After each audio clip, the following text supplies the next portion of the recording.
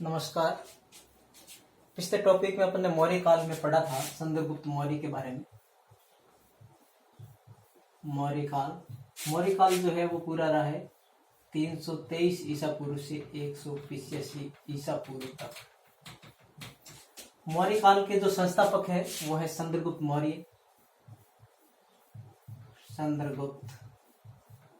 मौर्य और इनका शासनकाल रहा है 323 ईसा पूर्व से 298 ईसा पूर्व तक। अपन बात कर रहे हैं चंद्रगुप्त मौर्य की। और चंद्रगुप्त मौर्य पिछले टॉपिक अपन ने पढ़ा था कि जब भारत पर विदेशी आक्रांता सिकंदर का खतरा मंडरा रहा है, उस समय तक्षशिला के शिक्षक आचार्य चाणक्य एक आपातकालीन बैठक बुलाते हैं और बैठक में ये निर्णय करते हैं, ये डिसीजन लेते हैं आपस में विचार विमर्श करने के बाद कि भारत के ऊपर जो ये विदेशी आक्रांता सिकंदर का हमला हो जाएगा तो इसका मुकाबला कैसे करेगा। तो सब ये तय करने के बाद ये निर्णय लिया गया कि भारत को यदि बचाना है, विदेशी आक्रांता से बचाना है, तो एक ही उपाय है कि भारत जो खंड 16 जनपद में भारत बटा है उसको एक किया जाए और अखंड भारत बनाया जाए। और इस अखंड भारत को बनाने का कोई कार्य कर सकता है तो वो कर सकता है मगध जनपद, क्योंकि मगध जनपद काफी धनाढ्य है, व्यापारियों का आवागमन रहता है, वहां सेंटर है। मगध में टैक्स के कारण मगध एक संपन्न राज्य है और वहां का राजा धनानंद है। तो आचार्य चाणक्य जाते हैं मगध के राजा धनानंद के पास और जाकर के उनको निवेदन करते हैं कि महाराज, आप यहाँ ऐश विलास हर्ष मौज कर रहे हैं, लेकिन विदेशी आक्रांता जो सिकंदर है वो भारत पे हमला करने वाला है, और जब भारत पे हमला कर देगा तो आपका राज्य नहीं रहेगा और भारत जो 16 जनपद में बटा है उनके सारे के सारे 16 जनपद नष्ट हो जाएंगे और विदेशी आक्रांता का राज हो जाएगा, शासन हो जाएगा। तो ये बात जब घनानंद को बोलते हैं तो घनानंद को बहुत बुरी लगती है और चाणक्य की बेइज्जती करके, अपमान करके, वहां से मारपीट करके भगाते हैं। तब चाणक्य कहता है, बाहर निकल करके वो अपना संकल्प लेता है कि मैं इस भारत को अखंड बनाऊंगा, खंड खंड में बटे भारत को अखंड बनाऊंगा, धनानंद का राज्य मैं समाप्त करूंगा और धनानंद को भी समाप्त करूंगा और इसकी जगह एक योग्य राजा को मैं उत्तराधिकारी बनाऊंगा। तो उसी समय उसको चंद्रगुप्त मिल जाता है। पिछले वीडियो में अपन ने पढ़ा था, चंद्रगुप्त उनको जंगल में मिल जाता है और उसको ले जाता है और तक्षशिला जो पाकिस्तान में रावलपिंडी में है वर्तमान में, लेकिन पहले तक्षशिला एक विश्वविद्यालय था, पूरे विश्व के लोग वहां पढ़ने के लिए बच्चे आते थे। तो तक्षशिला में उसको चंद्रगुप्त को ले जाता है और 16 वर्ष की उम्र में वहां प्रवेश है और 100 वर्ष तक यानी 8 वर्ष तक विद्या अध्ययन करता है। और उसके बाद चाणक्य चंद्रगुप्त को कहता है कि अब अपना मगध की तरफ बढ़ना है, यानी अखंड भारत बनाना है। तो अपन बात करते हैं, सबसे पहले देखो 323 ईसा पूर्व 323 ईसा पूर्व के लगभग सिकंदर है वो कंटिन्यू ईरान को जीतता हुआ, यानी सिकंदर है वो यूनान का राजा है। यूनान में एक छोटी सी जगह जिसका नाम है एस्टोनिया, वहां एस्टोनिया में शासन करते करते सिकंदर है धीरे धीरे युद्ध जीतता जीतता आगे बढ़ता है और ईरान को जीत देता है। और ईरान को जीतने के बाद अफगानिस्तान, और अफगानिस्तान के पास में ये इधर की साइड में दक्षिण में पाकिस्तान के बॉर्डर पे आ जाता है। और पाकिस्तान के बॉर्डर पे जो पंजाब क्षेत्र यानी 5 नदी वाला, भारत में भी पंजाब है, पाकिस्तान में भी पंजाब है, तो पहले एक ही था पंजाब। यहाँ पंजाब में वो हमला बोल देता है सिकंदर और यहाँ पहुंचता है। तो यहाँ जो 5 नदियां हैं, रावी, व्यास, झेलम, चिनाब, तो यहाँ कहते हैं कि व्यास नदी के पास आते ही सिकंदर की सेना में महामारी फैल जाती है। जैसे आज के समय में ये कोरोना फैल गया है, ऐसे ही सिकंदर की सेना में एक संक्रामक रोग हो जाता है जिसके कारण सारे सैनिक बीमार पड़ जाते हैं और वो व्यास नदी को पार नहीं करता है। व्यास नदी के पास ही अपना वापस जो सेना है, अपनी सेना को वापस लेकर के यूनान चला जाता है। भारत में प्रवेश नहीं कर पाता है क्योंकि इसकी सेना को एक संक्रामक बीमारी लग जाती है, इसलिए वापस चला जाता है। लेकिन ये पंजाब क्षेत्र को, जो अपना जीता हुआ क्षेत्र है, यहाँ पे यूनानियों को, उनके जो गवर्नर रहते हैं उनको दे देता है और खुद वापस चला जाता है। अपने गवर्नर को देकर के खुद वापस चला जाता है। अब 323 ईसा पूर्व में चाणक्य ने कहा, देखो अब सिकंदर तो वापस चला गया और ये जो पंजाब क्षेत्र है ये वहां के गवर्नर राज्य कर रहे हैं, क्यों नहीं अब सिकंदर क्यों नहीं अब हमारे जो चंद्रगुप्त है, चंद्रगुप्त मौर्य की सेना को मजबूत किया जाए, स्ट्रांग बनाया जाए और इस पंजाब क्षेत्र को जीता जाए। तो सबसे पहले चाणक्य ने वहां की जो प्रजा है उसको अपने पक्ष में लिया, पंजाब की प्रजा को, क्योंकि पंजाब की प्रजा अत्याचार से बहुत दुखी हो गई थी यूनानियों के साथ। तो पंजाब की प्रजा को अपने पक्ष में लिया, बड़ी सेना बनी और सेना बना करके पंजाब के जितने बैंक थे, यानी उनके जो धन था वो सारा का सारा यूनानियों का धन था, उन्होंने लूट लिया और लूट करके बड़ी सेना बनी और सेना बना करके पंजाब क्षेत्र को जीत लिया। और पंजाब को जीतने के बाद एक बड़ी सेना होगी चंद्रगुप्त के पास, और पंजाब को जीतने के बाद अगला टारगेट जो था चंद्रगुप्त के जो गुरु थे वो थे चाणक्य। अगला टारगेट उनका था मगध, क्योंकि उन्होंने कसम खाई थी, प्रतिज्ञा की थी कि मैं मगध के राजा धनानंद का राज्य समाप्त करूंगा। तो अब यहाँ पे चाणक्य कहते हैं चंद्रगुप्त को कि चंद्रगुप्त अब अपना अगला टारगेट है वो मगध है, मगध को जीतना बहुत जरूरी है।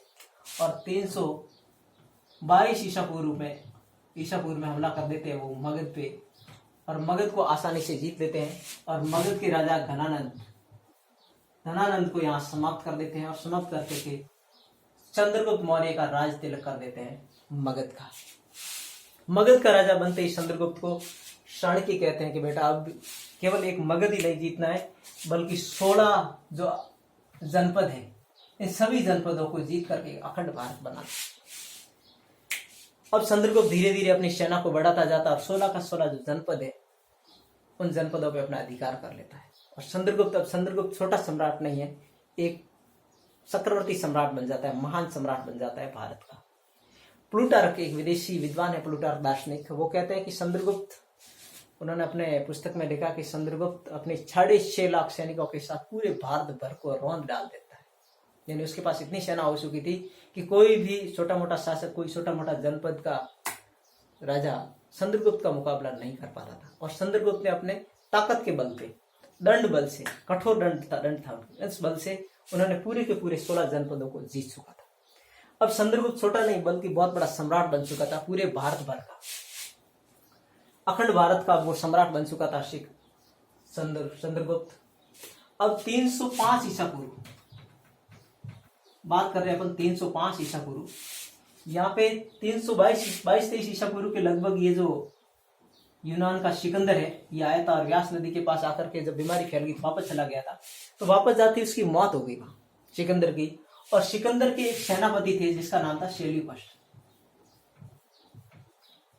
सिकंदर की मौत के बाद यूनान का राजा ये सेल्यूकस बना और सेल्यूकस ने वापस अपनी सेना को खड़ा किया और सेना को खड़ी कर करके वापस उसने कहा देखो हमारे को भारत को जीतना है, जहां हम रावी नदी से, व्यास नदी से वापस आए थे, हमें उस क्षेत्र की तरफ आगे बढ़ना है और वो हमारा जो जीता हुआ पंजाब है उसको वापस लेना है। और उसने सुना था एक सिकंदर नाम का कोई, एक चंद्रगुप्त मौर्य नाम का एक छोटा राजा है, उसने हमारा पंजाब भी जीत लिया है, वो भारत का सम्राट बन गया है। तो सेल्यूकस वहां से अपनी सेना लेकर के चल पड़ता है कि हम भारत की तरफ बढ़ेंगे और भारत की तरफ बढ़ करके अपना पंजाब जो सिकंदर ने जीता था उसको हम वापस लेंगे। तो 305 ईसा पूर्व अपनी सेना लेकर के अब कौन आ रहा है? सेल्यूकस। इसको निकटर भी बोलते हैं, कभी कभी पूछते हैं निकटर की उपाधि किसको दी गई है, तो निकटर की उपाधि सेल्यूकस को दी गई, सेल्यूकस निकटर। सेल्यूकस अपनी सेना लेकर के 305 ईसा पूर्व, ये सन सभी ईसा पूर्व यानी उल्टे चल रहे हैं, 305 ईसा पूर्व के पास के लगभग पंजाब में आकर के खड़ा हो जाता है और चंद्रगुप्त मौर्य को ललकारता है कि आ जाओ, दो हाथ हो जाए। अब चंद्रगुप्त मौर्य बहुत शक्तिशाली सम्राट बन चुका था, ये इसको पता नहीं था। किसको? सेल्यूकस को। इसने देखा, अब इसको पता नहीं था कि अपने जो डायल कर रहे हैं नंबर, ये नंबर गलत है, रॉन्ग है।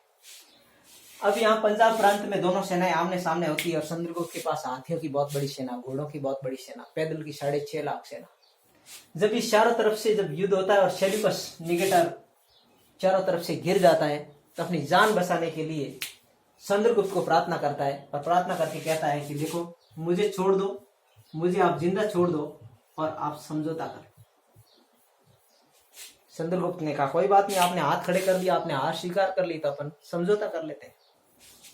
तो समझौता करने के बाद ये जो सेल्यूकस निकटर है ये कहता है देखो मेरे जो जीते हुए क्षेत्र है, मेरे खुद के जीते हुए क्षेत्र जिसका नाम है बलूचिस्तान, अभी भी पाकिस्तान में बलूचिस्तान, कंधार, काबुल, और हेरात, ये 3 क्षेत्र अभी अफगानिस्तान में, बलूचिस्तान पाकिस्तान में, ये जो 4 क्षेत्र है, उन्होंने कहा मैं ये चारों क्षेत्र है, ये पंजाब तो दे रहा हूं, इसके साथ चारों क्षेत्र भी आपको दे रहा हूं। यानी डर के मारे सौंप रहा है। कौन कौन से क्षेत्र? बलूचिस्तान, कंधार, काबुल और हेरात, ये चारों के चारों क्षेत्र मैं आपको सौंप रहा हूं और आप मेरी जान को बख्श दीजिए, आप मेरे को मारिए मत, मैं आपके सामने हाथ जोड़ता। चंद्रगुप्त कहता है कोई बात नहीं, आप मेरे सामने हाथ जोड़ रहे हैं, दोस्ती का हाथ बढ़ा रहे हैं और ये हमारे को इलाके दे रहे हैं, तो कोई बात नहीं, समझौता है वो एक तरफ से नहीं होगा, अब दोनों तरफ से होगा। आप इतना दे रहे हो तो मैं भी आपको 500 हाथी दूंगा। सेल्यूकस को कहते हैं चंद्रगुप्त ने 500 हाथी दिए और सेल्यूकस ने अपने जीवन में पहली बार हाथी देखे थे। उन्होंने कहा भाई ये हाथी काम क्या आते हैं? तो चंद्रगुप्त ने कहा ये हाथी है युद्ध में काम आते हैं, युद्ध में हाथियों का महत्व है और मैं इसी कारण युद्ध जीतता हूं इन हाथियों के कारण। तो सेल्यूकस ने कहा यार आप मेरा इतना ध्यान रखते हैं तो कोई बात नहीं, अब एक काम करते हैं, अपनी जो दोस्ती है इस दोस्ती को क्यों नहीं हमेशा के लिए प्रगाढ़ बनाई जाए, रिश्तेदारी में बदल दी जाए। दोस्ती को क्या किसमें बदल दी जाए? रिश्तेदारी में। अमरीशपुरी कहता है ना, दोस्ती को अब रिश्तेदारी में बदल दी जाए ताकि ये दोस्ती पक्की हो जाए। तो अब देखो यहाँ पे सेल्यूकस ने क्या कहा, दोस्ती को रिश्तेदारी बदलने के लिए इसकी बेटी का नाम था हिलेना और इन्होंने प्रस्ताव रखा कि इस हिलेना की शादी करना चाहता हूं मैं चंद्रगुप्त मौर्य, तो मैं आपको सौंपना चाहता हूं, आपके साथ मेरी बेटी की शादी करना चाहता हूं। चंद्रगुप्त मौर्य ने कहा कोई बात नहीं, आपने प्रस्ताव रखा है तो मैं क्यों ठुकराऊं। तो हेलेना की यहाँ शादी हो जाती चंद्रगुप्त मौर्य से और फिर ये सेल्यूकस अपने यहाँ देश वापस लौट जाता है, क्योंकि यहाँ वो हार चुका था, तो अपना हार तो गया था, लेकिन देखा अब कैसे भी करके जीत नहीं पाएंगे, तो समझौता कर लिया था उन्होंने चंद्रगुप्त मौर्य से। अब देखो चंद्रगुप्त मौर्य कंटिन्यू युद्ध जीत ही रहा था, बढ़िया शासन चल रहा था, लेकिन इसके राज्य में कंटिन्यू अकाल पड़ गया था 12 वर्ष अकाल पड़ने के कारण इन्होंने बहुत सारे विद्वान बुलाए और विद्वानों को बोला कि मेरे राज्य में अकाल क्यों पड़ गया है। तो कुछ विद्वानों ने कहा भाई आपने कंटिन्यू जो युद्ध जीते इसमें से बहुत सारी जो प्रजा है, बहुत सारे जो निर्दोष लोग हैं, उन निर्दोष लोगों को तुमने मारा है, इसलिए तुम्हारे राज्य में अकाल पड़ रहा है और इसलिए तुम्हें कुछ न कुछ तपस्या करना पड़ेगा। तो उसमें एक विद्वान थे जैन मुनि थे जिनका नाम था भद्रभाव। ये भद्रभाव जैन मुनि बड़े पहुंचे हुए संत थे, भिक्षुक थे। इन्होंने कहा देखो तुम्हारे को एक चीज करने से इसका पश्चाताप मुक्त हो सकते हैं, तुम्हारे को ये जो पाप लगा उस पाप से मुक्ति हो सकती है, केवल एक चीज है। और जैन धर्म में पापों से मुक्ति के लिए एक चीज है, वो है संथारा। संथारा का मतलब है कि आप अन्न जल त्याग करके एक एकांत जगह में जाइए और भगवान का स्मरण करते करते अपने शरीर को छोड़ दीजिए, इसको बोलते हैं संथारा। तो उन्होंने कहा आप संथारा कर लीजिए। तो चंद्रगुप्त मौर्य ने 298 ईसा पूर्व में संथारा किया और किस जगह पे किया? कर्नाटक की एक जगह है, वर्तमान में कर्नाटक, श्रवणबेलगोला, ये स्थान याद रखना, श्रवणबेलगोला। इस स्थान पे चंद्रगुप्त मौर्य ने 298 ईसा पूर्व अपने बेटे बिंदुसार को राज देकर, किसके बेटा था? बिंदुसार को राजा बनाया, राज्य दे दिया। और 298 ईसा पूर्व में चंद्रगुप्त कर्नाटक के श्रवणबेलगोला में संथारा कर दी, यानी अन्न जल छोड़ करके अपने शरीर को त्याग कर दिया। 304 ईसा पूर्व में जब सेल्यूकस की दोस्ती हो जाती चंद्रगुप्त से, तो सेल्यूकस यहाँ पे एक अपने विद्वान को भेजता है भारत और उसका नाम है मेगास्थनीज। और ये मेगास्थनीज भारत में रहता है 298 ईसा पूर्व तक और ये अपनी एक पुस्तक लिखता है जिसका नाम है इंडिका। और इस इंडिका में पूरे भारत का इतिहास लिखा हुआ, संस्कृति, भारत का इतिहास, भारत की विरासत, इसके बारे में ये वर्णन करता है मेगास्थनीज। चंद्रगुप्त के गुरु है वो चाणक्य, इनको कौटिल्य भी बोलते हैं, इनको विष्णुगुप्त भी बोलते हैं।